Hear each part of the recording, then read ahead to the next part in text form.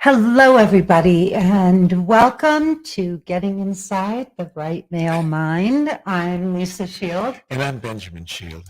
And we're so happy to have you here today. We haven't done one of these in a little while. We haven't. No, we've got lots going on here. In fact, we've got an amazing retreat coming up with almost 50 women here in Santa Fe. Yeah, it's going to be incredible. And the topic, believe it or not, is sensuality, what we're going to talk about today. The search for sensuality. Yeah, it's going to be really, really an amazing event. Well, let's get started with today's subject, which is embracing the sensual feminine, embracing the sensual.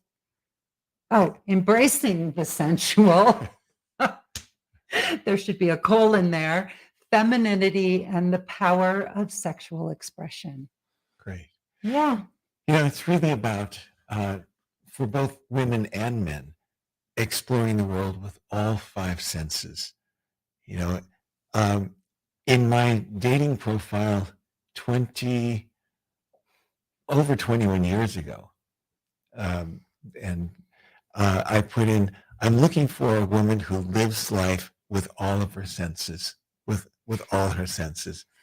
And that was 21 years ago. And I found a woman Wow. 21 years ago that really embraces the world with all of her senses. And what that means to me is that when a woman is in her senses, she's experiencing the world fully. And there's something extraordinarily sensual about that. When someone is not experiencing the world in their senses, there's a dichotomy, there's a separation between who they are and what's outside the world. So when a woman is in her senses and she's savoring her food, she's enjoying the sense of nature or the food around her, and the touch isn't just grabbing a glass, but caressing it. It lets a man into her world. It both mesmerizes and magnetizes a man because women offer something that men don't have. We really don't. I mean, we could chow down a hamburger and see how fast we could drink a beer. And we love to watch you do that. Yeah. And it's masculine, but it's not sensuous. And so men look to women for that sensuality that they lack, and it draws them in. Yeah, well, women can be like exotic creatures, to a man. We can seem so foreign and alluring, and this is what you're looking for, not to sit and have a business-like conversation, over dinner with questions and answers and whatever. But men are really there to soak in our sensuality. Right. You can imagine how a man would leave a date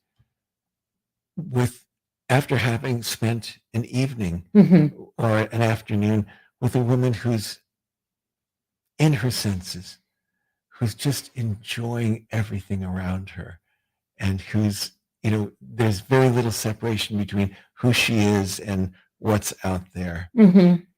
And how a man, in opposing to that, in opposition to that, how a man would feel if he were just asked a lot of interview questions and, there wasn't really much connection or sensuality on the part of the woman.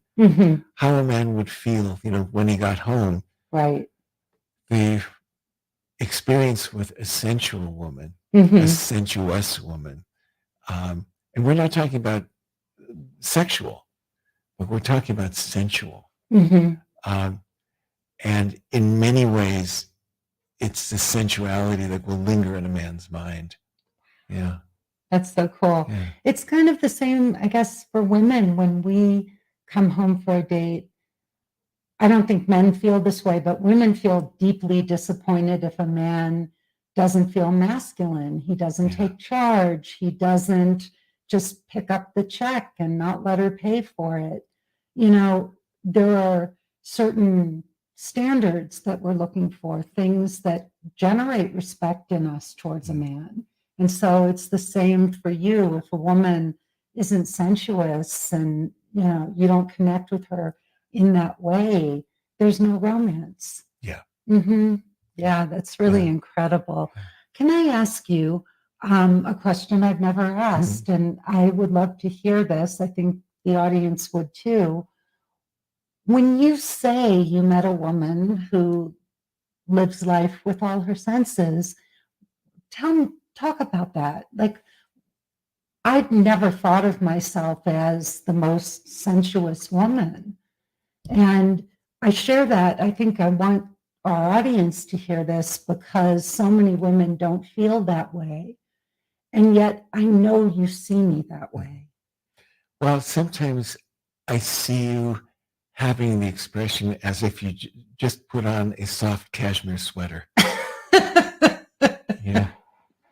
And there's something very alluring because if a woman is in her senses, she allows a man into her world, and which means also she sees the man and she can mirror back as she expresses her femininity in sensuality. It allows a man to express his masculinity. Mm-hmm. And it also, when a woman is in her senses... And I talk about me specifically. Like, I want to know, if you can, tell me, like, what is it? And I'm really curious. Well, you know, you're very tactile, you know, in a very sensuous way. You know, just when we're together, we'll hold hands. We'll, you know, at dinner, we'll always, you know, like hold hands and say grace, a silent prayer. But we're always touching. I mean, 21 years later, we're always touching. It's how we start our day and how we end our day. And, you know, it's rare that we walk and we're not holding hands or my arm isn't around you. And so it's both appreciating touch and giving touch, and that mutuality. And when you eat, you know, when you're dining, you're enjoying your food. You know, you're not seeing how fast you can eat. You know, that's something I tend to do. It's rare that I ever, you know, the only time I ever sit down to eat ever is with me. is with you. Or, you know, if for some reason I go to a restaurant by myself, it would stand out if I were, you know, like standing up. But, you know, I you know, get through it and, you know, get on to other things. But when I'm with you, because you slow things down and you enjoy your food, it helps me to enjoy. And you notice things in nature, you know, you're with vision, you know, like you'll see, look at that tree, or look at that bird, you know, things that I would miss. So all those things and more, you know, it makes my world bigger and brighter. Yeah. Wow. And we have fun together. We have fun. That may be the most sensuous thing of all. I think so. Playfulness. Well, you know, the level of playfulness we have really is how at ease we are with each other. You know, we're just so at ease. And there's that beautiful flow, but you bring out the playfulness in me. You give me so much. You're such a man and you're so masculine that it allows me to be feminine. All right. So, you know, let's talk about something. You know, I think the biggest pressure for women of all, and speaking of sensuality, is that we're taught that we have to be classically beautiful to attract a wonderful man. That's the thing. And if you weren't born, you know, what is genetically gifted? Yeah, genetically gifted, you know, and you struggle with your weight, or you're not the most beautiful woman in the room, what is it that really draws a man in? Because I can only be as beautiful as I am. Well, I think one of the major things, if not the major thing, is when a woman is in her body, which means she's experiencing the world with her senses, but she also has a certain confidence of being who she is, finding her natural frequency and resonating with that frequency, and not trying to be someone else and something else other than that natural frequency, of putting on too much makeup or too high of heels or something. I've often used the image that if I were at a red light, or a stop sign, and two women were crossing the street, and one was a classic beauty, and she had a tight dress and coiffed hair and high heels, and she was kind of making it across the street because she was wearing, 3-inch heels. And then there was another woman next to her who was just enjoying walking. You could just tell, and her body was moving, and she was wearing clothes that authentically represented her. At first my eyes would be fixated on the classic beauty, but it's the woman who is in her body that I would follow from corner to corner. Mm-hmm. Yeah. And what's the quality, honey? You had mentioned a quality. There's beauty and there's what? There's grace. Yeah. And grace isn't something that you can put on in the morning. It's not something that you could say, okay, now I'm just going to be, graceful. It's something that we allow into ourselves on a cellular level. We see it with certain film icons like an Grace Kelly or an Audrey Hepburn, or, there may be some more modern film icons, but it goes beyond classic beauty. Yeah. There's a grace that is just like when we've been watching a lot of British TV, and there could be an older British woman who has such grace just in the way she pours the tea or she lifts the teacup, Mm-hmm. that draws a man in. Yeah. And we were talking about one of your former assistants who was a former fashion model, a quite successful one, and she was a classic beauty. I mean, really a timeless beauty. Yeah. And she hid, it's not that she hid it, but she didn't do anything to exaggerate or accentuate her beauty. She was just beautiful. And I was one day, we went out with your mother for brunch, and I have one photograph of her from the side, and I never even realized how stunningly beautiful she was until I saw that photo and I saw her profile and that neck, and oh my God, she was like a swan. But she never, ever, ever played the beauty card, right? And I was thinking about what it was about her that set her apart from many other beautiful women. And it was grace. Yes. She was elegant. Yes. Yeah.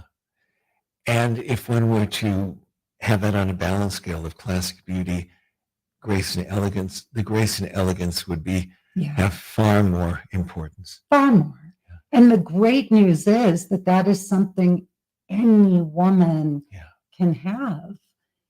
We can all be more graceful. And when I think about some of the women in our program who are with the guardians of their souls, they have grace. Yes. They have this beautiful quality of grace. Yeah. And they're of all shapes and sizes, ethnicities. Yeah. And they have attracted some extraordinary men, who ultimately are seeking that out. Beauty can diminish, but grace and elegance can actually become greater with time. Oh, yeah. It's yeah, it doesn't matter how beautiful you are. In fact, so many just stunningly beautiful women do not have great love lives. They suffer. And so it's, that's evidence that beauty is not the thing. It may capture a man's attention, but grace and emotional intelligence and there's certain other qualities that are going to hold a man's attention. And the truth is, I think so many women need to know that once you start to develop those qualities, you become more beautiful. Yes. Like we watch our clients actually get more beautiful. Absolutely. It's remarkable. Yeah. I mean, it is remarkable that almost week to week, we see their beauty. It's like a rosebud just starting to bloom. Well, and I also, sometimes I go on Facebook and because I have to, and I'll be, somebody's photo will catch my attention because all of my, our former clients, their photos of them with their partners and their babies and their new homes. It's all on Facebook. And I am blown away. Kathy, she had been a widow and one of our former clients, and she was there, with a beautiful photo of her and her boyfriend who she met in the course. And I guess she had put like something over it, but there was like a pulsating heart over the two of them. And it was the sweetest thing. I mean, she's just glowing. So we see this. We see, the how our clients come alive. And it's the grace, it's the inner beauty that starts to shine out, as they become more sensual, more comfortable in their bodies. Let's talk about a few of the things the women can do. Let's talk about a few of those qualities, like that they can start to develop on a date. Yeah. Well, being in your body can be, I'm a body worker and I have been for well over 40 years. And one of the things that drew me into it, because I had gone through dental school, is that after 3 sessions of body work that I received, I just felt like a jaguar. Even, going from the couch to change channels on the TV set or walking down the street, I wanted people to see me. There's a feeling of being in your body that is exhilarating. Wow. On the other side of that, James Joyce once wrote about a man who lived, and I love the expression, just a short distance away from his body. Meaning that he was insulated. He was separated from not only the outside world, but it also separates him from other people. So, if that man were in his senses, then he would be much more translucent, right, and opening to receiving not only other people, but the enjoyment of being on this planet. Yeah. And so when a woman is in her body, like if, they're not rushing around, they're not multitasking, they're not asking, rapid fire questions on a date, trying to see, is this my guy? Does he have the things I want? Whatever. I mean, think about that energy. That's got to be the biggest turnoff for a woman to be going, well, where did you go to school? And what did you do? And how many jobs have you had? And what was your SAT score? Well, one of the things we work on with many of the women is to slow down. They'll speak quickly. And so if we take a quintessential icon, or icons like Audrey Hepburn or Marilyn Monroe, or Grace Kelly or Eva Marie Saint. For those of you who haven't seen North by Northwest with Eva Marie Saint and Cary Grant, that's your homework for this week. But there's a slowness, and with that slowness is sensuality. Well, and you know what it is? It brings you into the now. Yeah. Like when anybody slows down and isn't erratic and thinking about a million things and trying, a checklist is not in the now. The now is when two people are connecting and looking at the surroundings. And if Marilyn Monroe were to have descended a staircase, she'd be thinking about each step, and feeling the step and feeling her body move. And, every eye in the room would be on her. Do you want to know the funniest thing? We want men to pay attention to us, but I think we're afraid to have them do that. And so, because we don't think we're pretty enough or good enough. Do you know what I mean? And so we're rushing and we're trying to do all this stuff and whatever. And we're afraid that if we slow down and we're in the moment, that a man won't like us, or do you know what I mean? And so we're just all over the place. Yeah. And I think that it's also, it prevents the woman from really experiencing, as you say, the now. Yeah. And the now is the enjoyment of oneself and everything around, all the extraordinary sights and sounds. We can't deny all that's going on in the world, but with that, concurrently, is so much beauty. Mm-hmm. And so it allows us to feel it all, Yeah, I mean, with everything going on, I sometimes have to, like right now in the world, I sometimes have to just stop and remind myself that right here, right now, in this moment, everything's wonderful, and that's what this is. Yeah. I don't know what tomorrow's going to bring. I don't know what's going to happen, when we finish this broadcast, but what I know right now is that we're just sitting here together, sharing time and doing what we love. Yeah. So when a woman's in her senses, what did you say? A few minutes before this broadcast, I said, when a woman is in her senses, it makes a man senseless. All right. If you all don't think that's funny, then this is not the podcast for you. Yeah, when a woman is, you could just imagine a man sitting across from a woman and she's running her finger along the rim of her water glass or wine glass. And when she takes a bite of food slowly, you could just see her eyes closed and she's completely experiencing that sense of taste. Or she's just taking a moment to hear the birds or the music in the background of a restaurant, the warmth of a candle.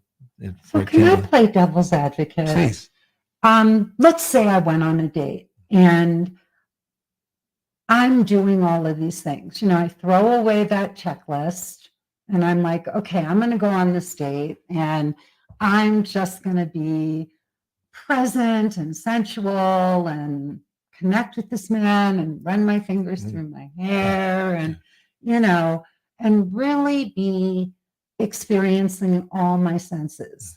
As a woman, in the back of my mind, I don't want to lead you on. How do I know if you're not going to think that me being sensual means that I'm going to sleep with you? Well, there's a difference between deep sensuality and overt sexuality. And that's very different. And when a woman is in her sensuality, a man sees her as being whole and complete. It doesn't mean that she's coming forward with an agenda. Sensuality doesn't have an agenda. Sexuality does, often.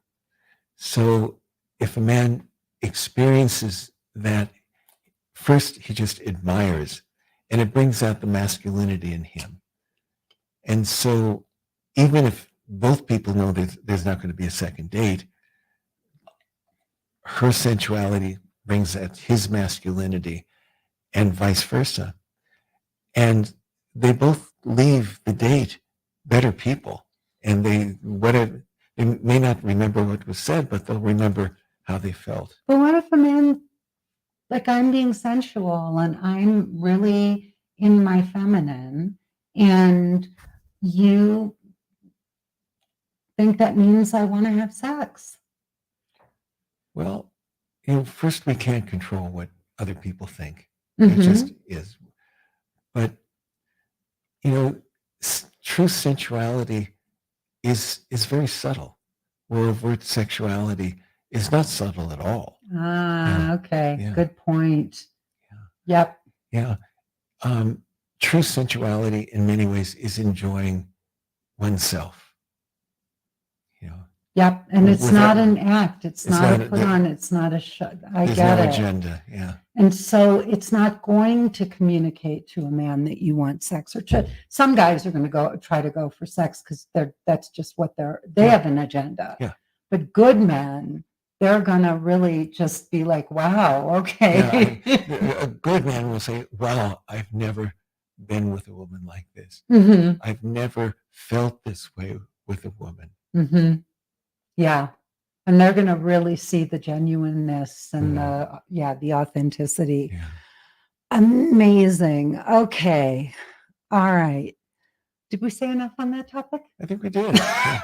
Okay. Let's go to how a woman dresses, because I think that's very important. Well, I think we all appreciate coiffure and, makeup and hair and heels, but we appreciate it on the cover of a magazine. Yeah. There's a lack of accessibility. Mm-hmm. When it feels like someone is wearing a costume.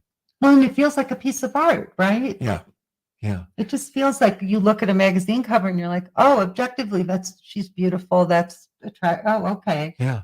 But they're non-approachable. Yeah. You don't look at that and go, oh my God, I want to take her on a date. Yeah. She looks like a good date. Yeah. Mm-hmm. Yeah.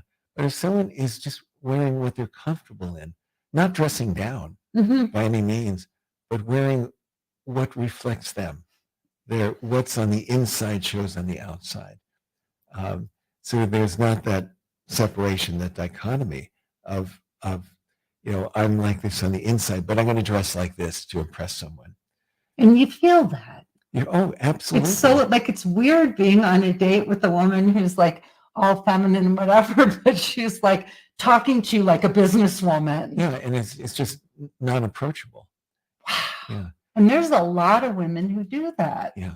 So when a woman is comfortable in her body and how she expresses that in what she wears, there's an approachability. Mm-hmm. There's like a comfort, and the man could just relax, because when you're talking to a magazine cover, it's really hard to just really be relaxed and playful. Or like a Forbes, businesswoman. Right. Right. It's not warm. It's not fun. It's not there's not room for that. Yeah. I think so many women just, feel like they're doing all the feminine things. They're wearing the feminine clothes. They put on makeup. Do you know what I mean? They put all this effort into looking feminine. But somebody I was talking to, I can't remember who it was, and she said, my grandma kept telling me I need to go to finishing school. That I'm so masculine. I need, that was her grandmother talking. But I think that's so funny, because honest to God, I don't think women realize sometimes how masculine we are. I mean, I'm not blaming, I'm not, I'm not trying to stigmatize any women, but we can be very masculine. Mm-hmm. And masculine almost is synonymous with not being in experiencing the world with our senses. Mm-hmm. Men are very myopic, very driven. Yeah. We've been hunters, we've been, providers, and very, our worlds can be very narrow. But some women actually turn into hunters. Yeah. They do. It's like we go to work, we're busy, we're getting things done just like men. And then when it comes to finding love, we turn into, okay, now I'm going to hunt my man. I'm going to get this done. I'm going to, I'm going to screen him, cross-examine. Cross it off my list. Cross it off. My to-do list. Yes. Yeah. Yeah. And it's not, it really isn't feminine. And so women we can play the part, right? But we have to be the part. Yeah. All right. Well, there's another thing that women can do that will just make the most memorable date, whether it's breakfast, lunch, or dinner, coffee, or an elegant meal. We call it bell jarring. And the expression came to me when I was doing my first book and interviewing a gentleman who wrote the book, The Anatomy of an Illness. And I met him in his office at UCLA, and he was in the back office, and in the waiting room were two secretaries, and the phones were ringing. There were papers on the floor. There were just, it looked like a snow globe that someone just shook, and all these papers were flying around. And I'm thinking, how on earth am I ever going to have a good interview with this gentleman? Well, when it was time, they ushered me back. And from the moment I stepped in, it was as if nothing existed except the two of us. It was as if a bell jar were over the two of us. And no matter what was happening around us, there was this bell jar, and it was only the two of us.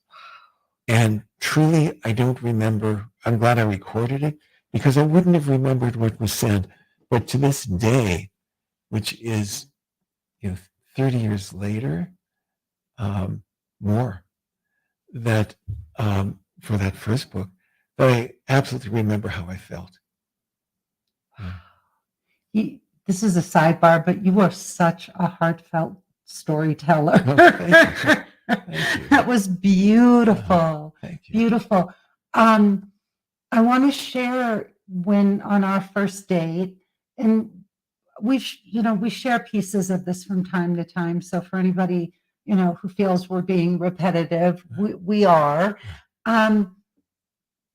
When you came in, it was a somewhat similar situation in that you had a lot of chaos going on before you got to the date. You got lost, you were exasperated. I kept losing cell reception back then over 20 years ago. It wasn't good. And I was sitting there waiting for you. We met on an internet dating site, and this was our first date. And when you came in, now that I know you, I have even more insight into what that moment would have felt like for you when you finally got to the date, because you're always on time and you're so respectful of other people.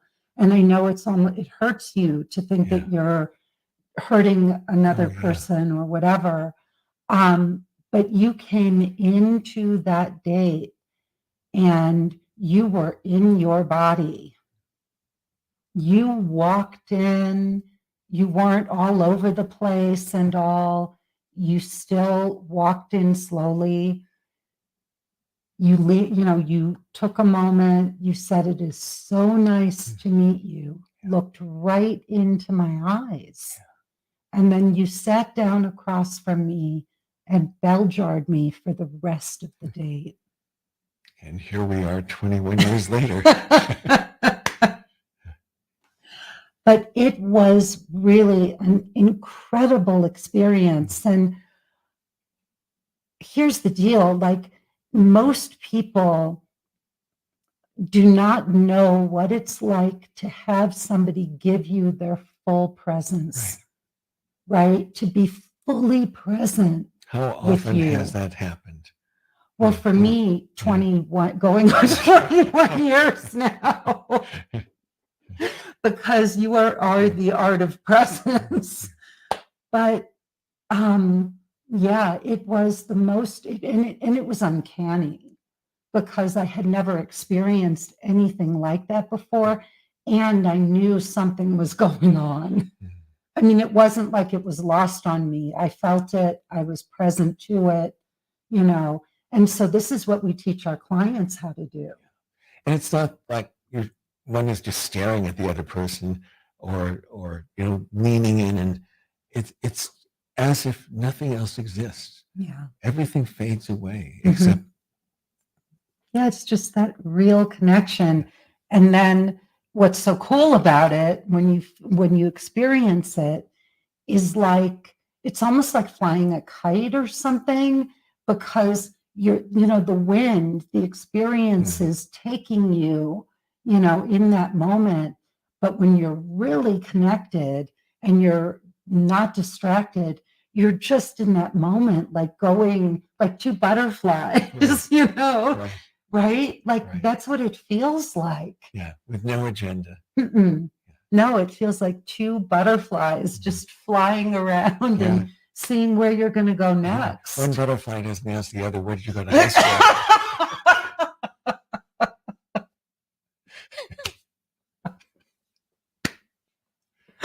Oh my God, you are good today. All right. So let's talk, baby, about getting emotionally naked. This is the name of, it's so funny, just for a little entry point into this.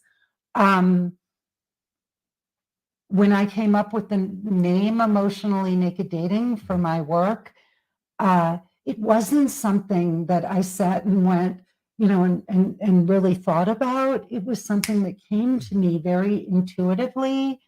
And I just stayed with that idea, and it's become the whole foundation of the work I do, and somehow intuitively, I knew that an emotionally naked connection was the single most important thing two partners can have.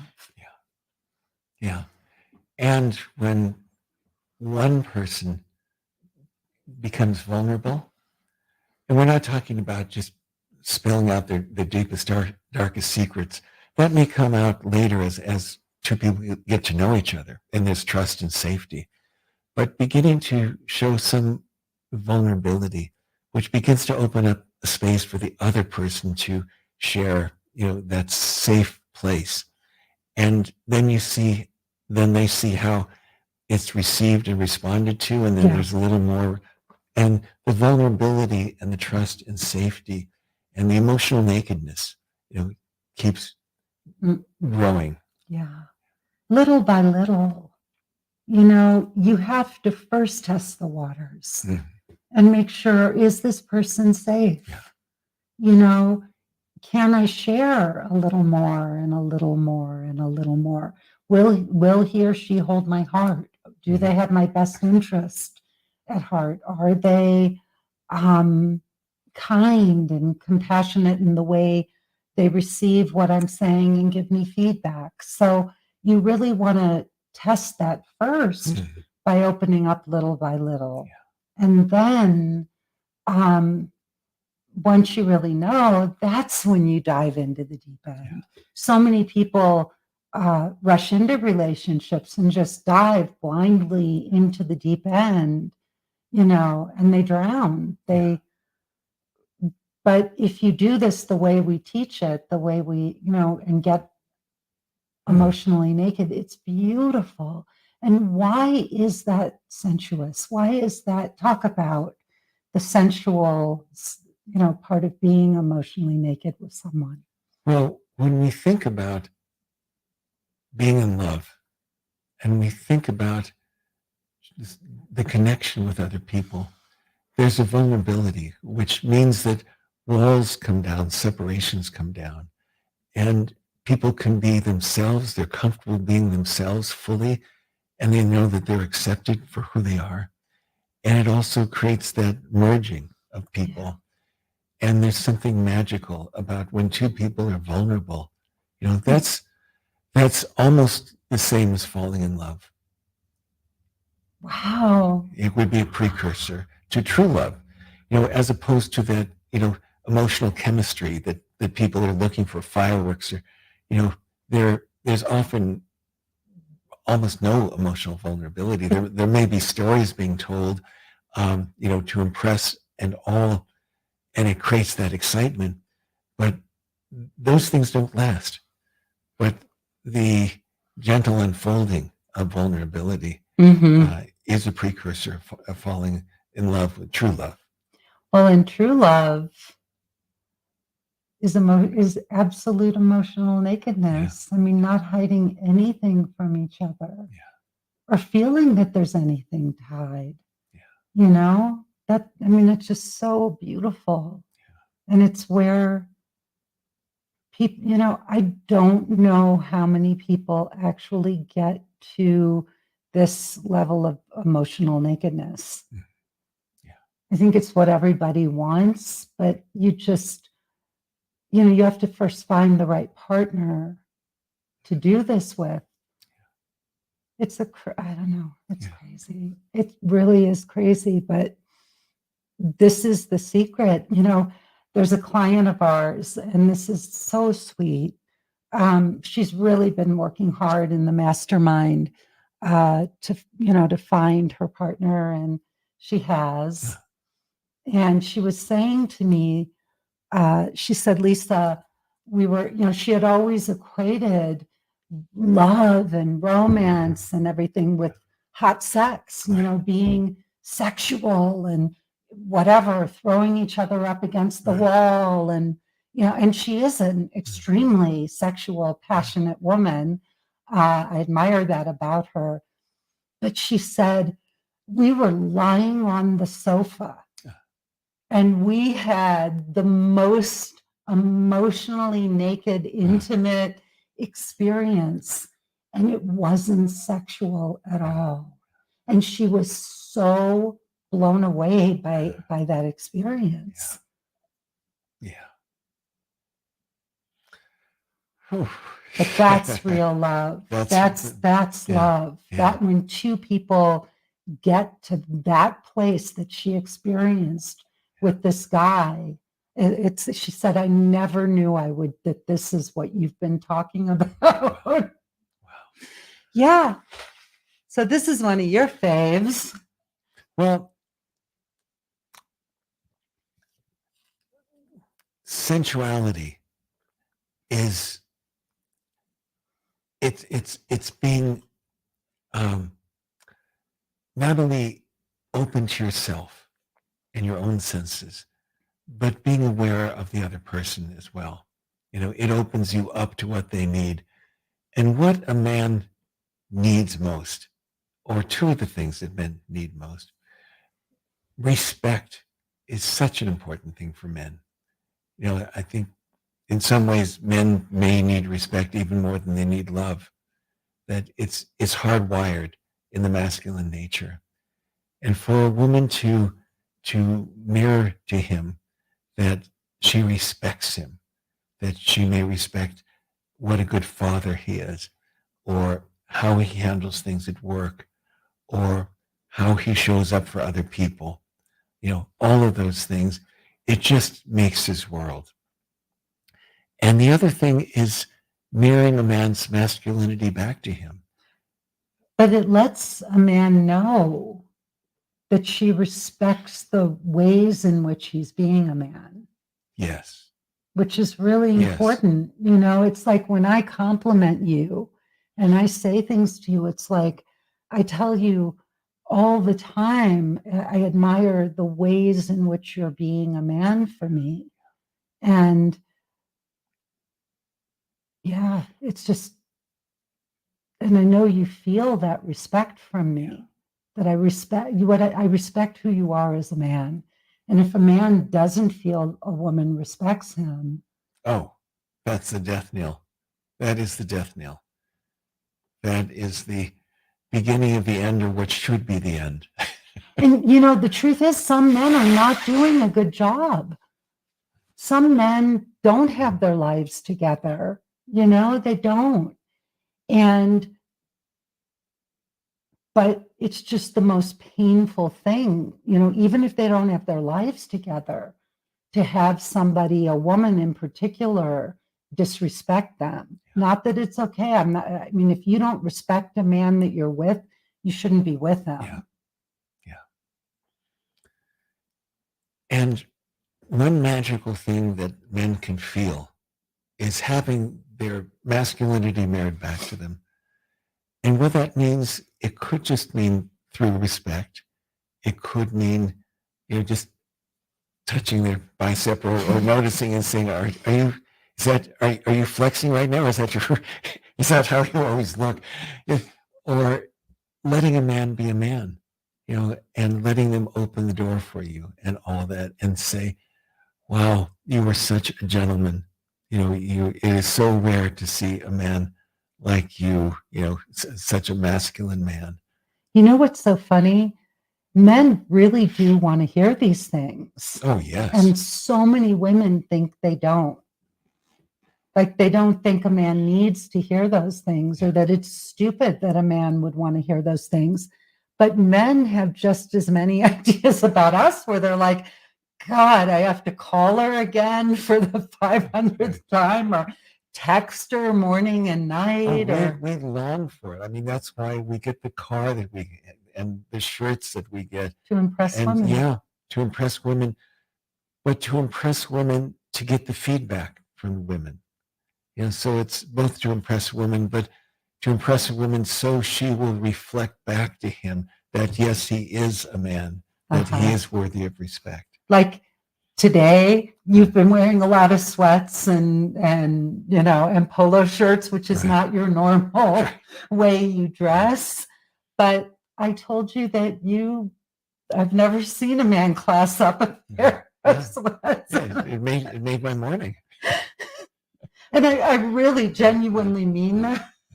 I was like, I'm a little awestricken at how elegant you can, but yeah, I really do genuinely feel those things with you, and you feel that from me. And it is the foundation of this masculine feminine dynamic. I know you tell me all the time, how beautiful I look. Sometimes I was laying on the sofa the other night, I was exhausted, and you looked at me and you were like, you look beautiful. And I was like, oh my God. And I meant it. You wouldn't have said it if you hadn't meant it, but it was one of those moments where, you feel you look your least beautiful. And it was so sweet to hear. Yeah. So, mirroring a man's masculinity is, and one thing I did want to share with everybody, because I think it's really important.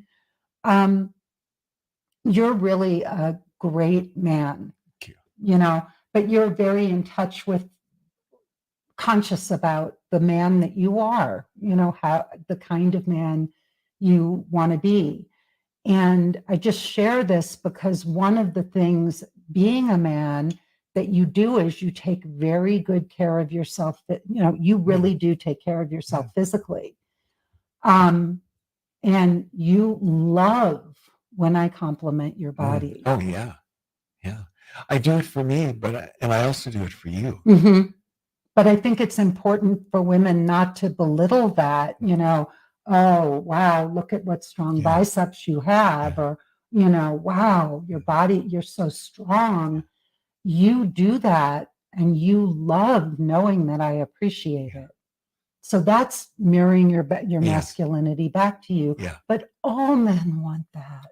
Oh, we have a friend who, her boyfriend was talking about how funny he is, and she said, "Oh, I don't find you funny." Yeah. Oof. Yeah, that would not be mirroring his masculinity back to him. No, it would be disrespecting as well. And emasculating. Yeah. Yeah. All right. So playfulness, gentleness, and gracefulness. Playfulness, gracefulness, and touch. Well, on a date, it's almost like a preview, a coming attractions of what the next 40 years are going to look like, or 20 years. And, and so if there's playfulness on a date, and there's humor, and, there's smiling. And when there's playfulness, there's openness. There's no agenda. And so, coming into a date, with the idea of having fun.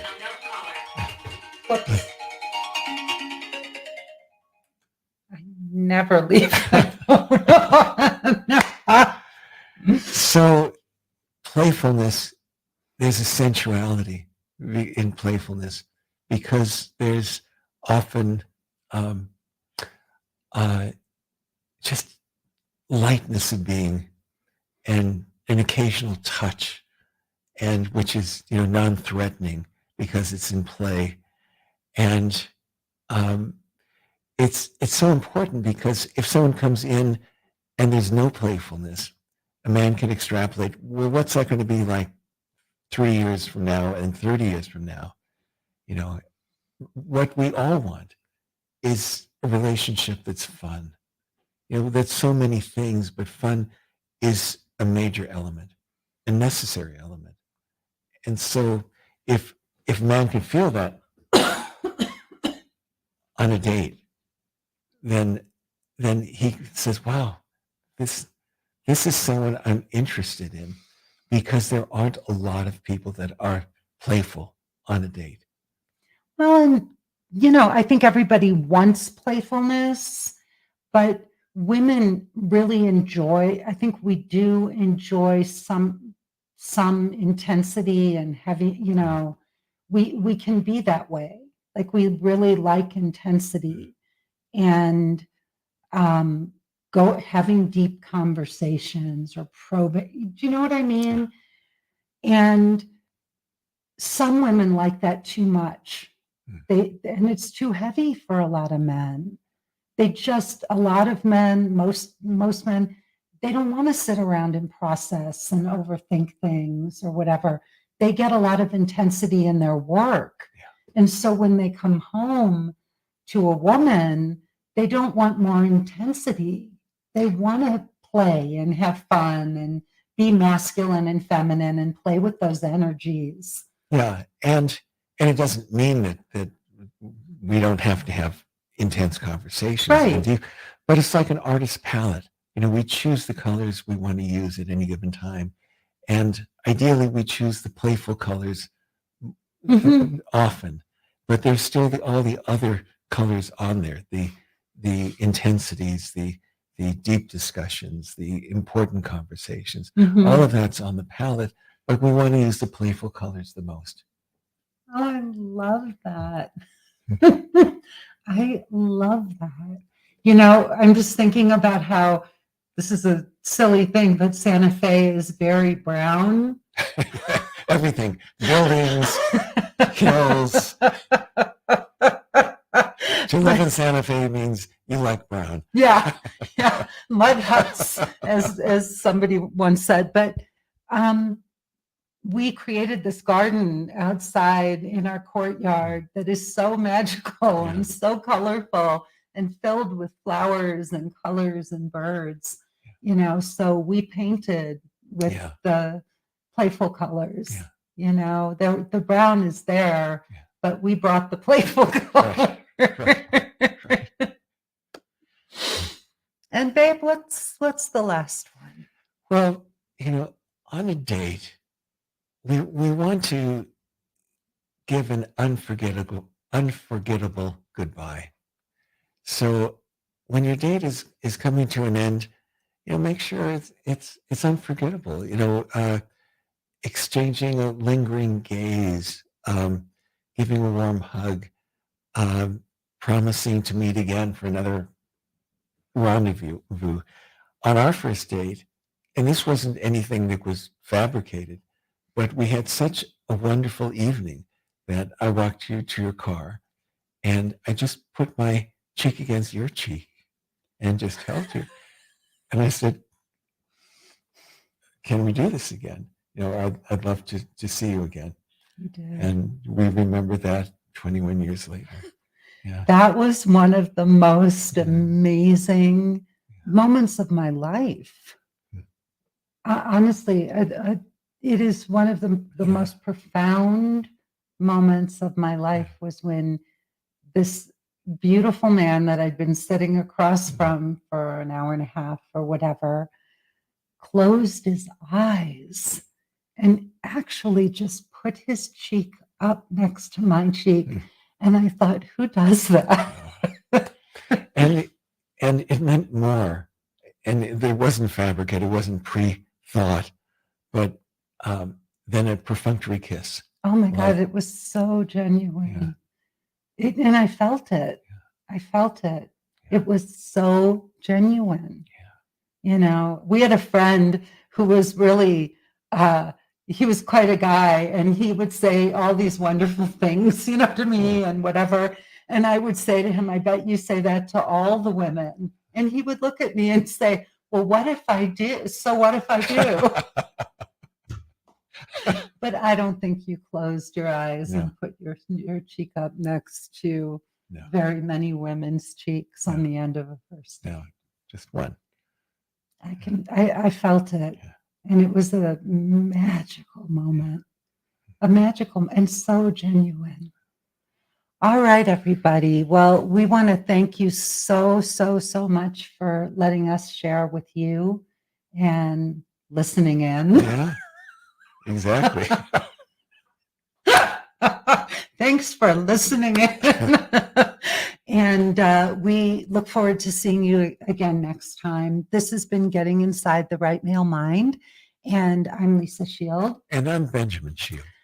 I do a 45-minute presentation. It is free. Please go to my website, lisashield.com, click the button.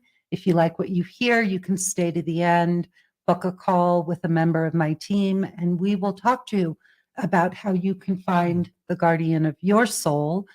You can also go to any place you find your podcast. You can subscribe to this. I do 2 episodes. One is called Finding the Guardian of Your Soul. This is called Getting Inside the Right Male Mind. But the tricky thing is you will find them under Finding the Guardian of Your Soul, both episodes. Please send us your requests for future topics to podcast@lisashield.com. Also, please rate and like our podcast. Let us know what you think. If you love us, let us know. If you don't love us, let us know. We really want to hear honest feedback. Get emotionally naked with us so we can help you. And finally, tell everyone you know. Tell your mothers and sisters and brothers, aunts, uncles, cousins, your girlfriends, your guy friends, your colleagues. Please tell them about this broadcast. We're saying what we say in a way no one else says it. And if you have any ideas we said that tonight. Okay. Perfect. Thank you. Perfect. Thank you, honey. All right. Well, we will see you next time. Lots of love, and please come back. We look forward to it. Bye-bye.